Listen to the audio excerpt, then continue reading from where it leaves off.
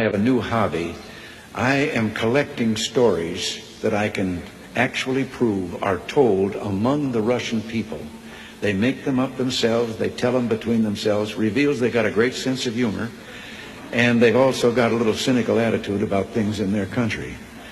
The story was an American and a Russian arguing about their two countries, and the American said, look, in my country I can walk into the Oval Office, I can pound the president's desk and say, Mr. President, I don't like the way you're running our country.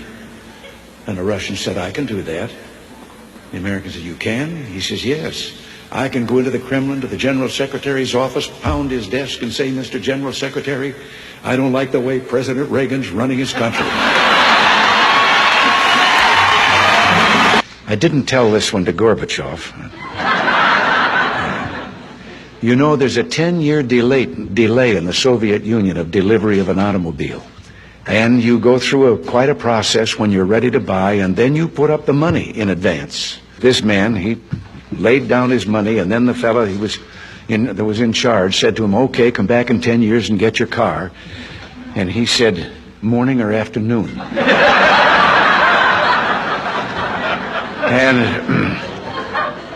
And the fellow behind the counter said, well, 10 years from now, what difference does it make? And he said, well, the plumber's coming in the morning. Less than one family out of 7 in the Soviet Union owns an automobile. Most of the automobiles are driven by the bureaucrats. So an order went out one day to the police that anyone caught speeding, anyone, no matter who, gets a ticket. Well, Gorbachev came out of his country home, his dacha. He was late getting to the Kremlin. There was his limousine and driver waiting. He told the driver to get in the back seat, he'd drive, and down the road he went. They passed 2 motorcycle cops. One took out after him. And pretty soon he's back with his buddy. And his buddy says, well, did you give him a ticket? And he said, no.